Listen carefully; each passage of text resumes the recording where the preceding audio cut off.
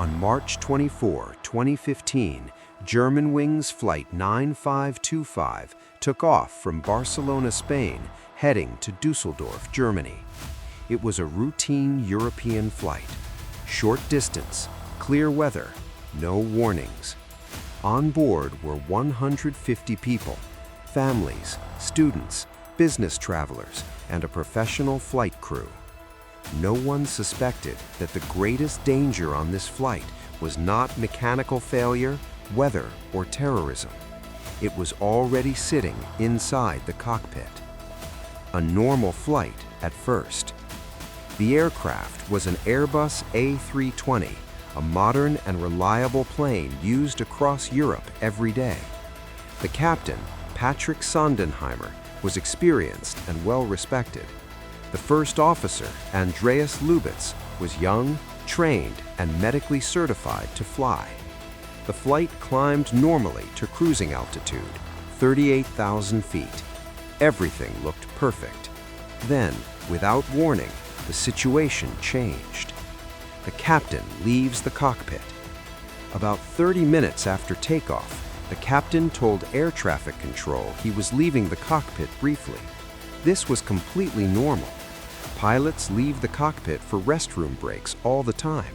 That's why cockpit doors are reinforced and locked to protect against hijackers. The captain exited, and that was the last time anyone saw him alive.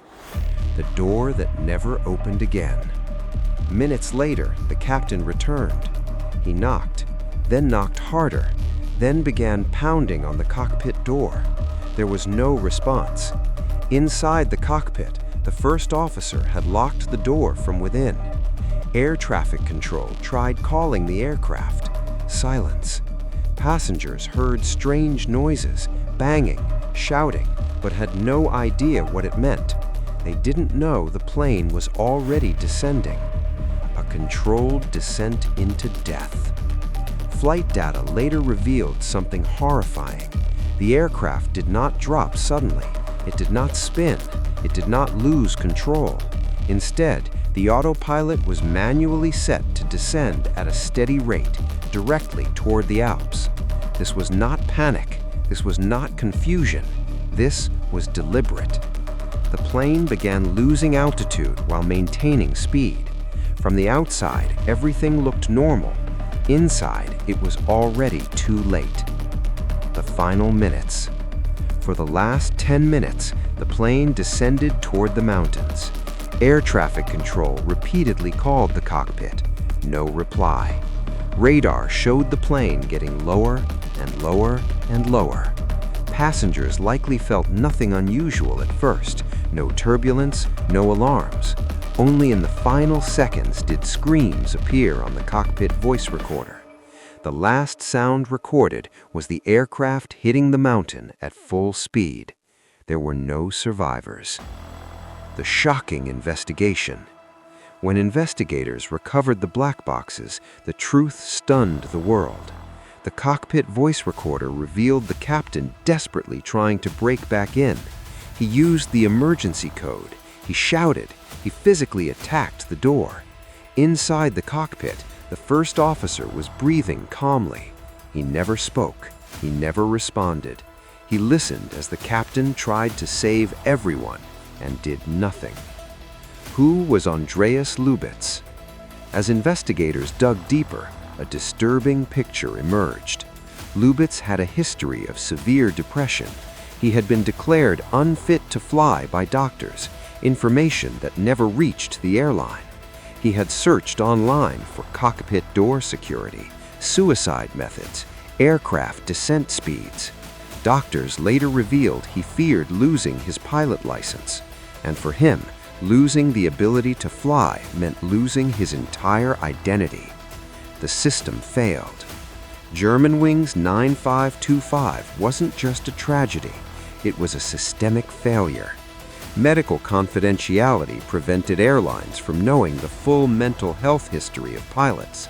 At the time, there was no rule requiring 2 people to be in the cockpit at all times. One locked door was enough to kill 150 people. After the crash, aviation rules changed worldwide, but for this flight, those changes came too late. Why no one could stop it? Many people ask, why didn't the captain break the door down? The answer is terrifying. After 9/11, cockpit doors were designed to be almost impossible to force open. They are reinforced with steel. They are designed to resist bullets and explosives. The very feature meant to protect passengers became the weapon. The passengers' final moments. Most passengers never knew the truth. They weren't warned, they weren't informed, they weren't prepared. For most of the descent, the flight felt normal. No sharp drops, no alarms, just a quiet plane flying toward a mountain. Only seconds before impact did fear take over. That makes this tragedy even darker. A tragedy that changed aviation forever. After Germanwings 9525, airlines around the world introduced the two-person cockpit rule. If one pilot leaves, another crew member must enter. Mental health screenings became stricter, reporting systems were improved, but one question remains: the uncomfortable truth. Germanwings 9525 wasn't caused by weather. It wasn't caused by failure. It wasn't caused by terrorism. It was caused by a human being who was trusted with 150 lives. This crash forced the world to accept a disturbing reality. Sometimes the greatest threat isn't outside the aircraft, it's already inside. Final thought. The passengers trusted the cockpit. They trusted the system. They trusted the door. And that trust was never returned. Germanwings 9525 remains one of the most chilling aviation disasters in history, not because it was unpredictable, but because it was preventable.